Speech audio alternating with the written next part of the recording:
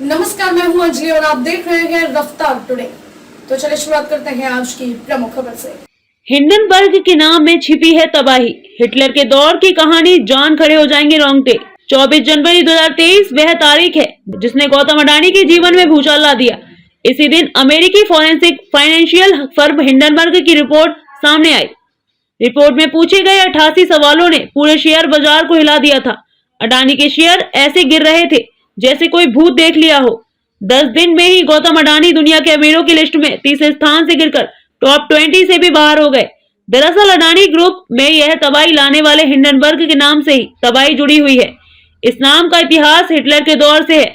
आइए जानते हैं कि कहानी क्या है। शेयरों को शॉर्ट सेल कर तबाही मचाने वाला हिंडनबर्ग का नाम एक तबाही से ही आया है। हिंडनबर्ग एक एयरशिप था। यह साल 1937 की बात है। उस समय जनवरी में हिटलर का शासन था। हिंडनबर्ग एयरशिप के पीछे नाजी दौर का निशान स्वास्तिक बना हुआ था। इस एयरशिप को आसमान का टाइटैनिक भी कहा जाता है। अमेरिका के न्यू जर्सी में इस एयरशिप को लोग जमीन से देख रहे थे। अचानक से कुछ असामान्य दिखाई दिया। फिर एक तेज धमाके के साथ हिंडनबर्ग एयरशिप में आग लग गई।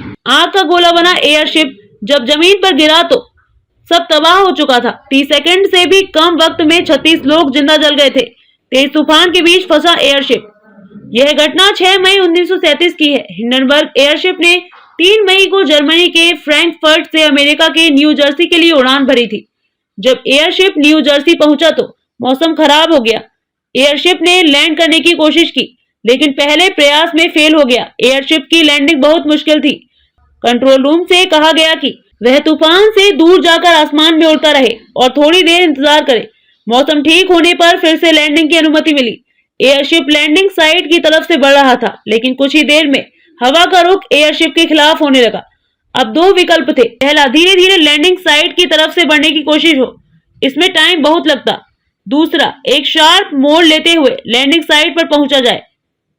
हिंडनबर्ग के पायलट ने दूसरा रास्ता चुना। ऐसा कहा जाता है कि शार्प मोड़ लेने के लिए एयरशिप के पिछले हिस्से के कुछ स्टील के तार टूट गए जिसमें एक गैस चैम्बर को नुकसान पहुंचा। इससे गैस लीक होने लगी। लैंडिंग साइट तक पहुंचने से कुछ दूर पहले एयरशिप का पिछला हिस्सा नीचे झुकने लगा, जबकि लैंडिंग के समय एयरशिप को बैलेंस रखना पड़ता है। बैलेंस करने के लिए पायलट ने पिछले हिस्से से 3 बार पानी को गिराने का ऑर्डर दिया। साथ ही सारे क्रू मेंबर्स को एयरशिप में आगे की ओर जाने को कहा।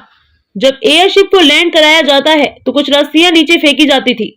इन रस्सियों में एयरशिप को नीचे खींचा जाता है।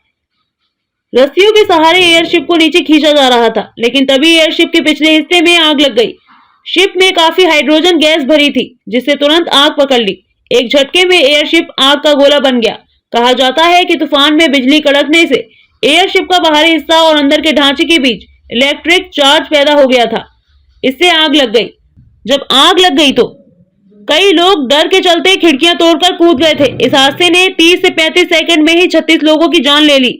हिंडनबर्ग हादसे ने एयरशिप इंडस्ट्री को बर्बाद कर दिया। इस हादसे से पहले हाइड्रोजन से उड़ने वाले एयरशिप काफी लोकप्रिय थे। हिंडनबर्ग हादसे के बाद लोगों का इससे भरोसा उठ गया। एयरशिप बनाने वाली कंपनियां बर्बाद हो गई। इसके बाद कमर्शियल एयरप्लेन का चलन शुरू हुआ था। खबरों में अब तक के लिए बस इतना ही। मिलते हैं फिर ऐसे ही बड़ी खबर के साथ। तब तक के लिए नमस्कार और देखते रहिए रफ्तार टुडे।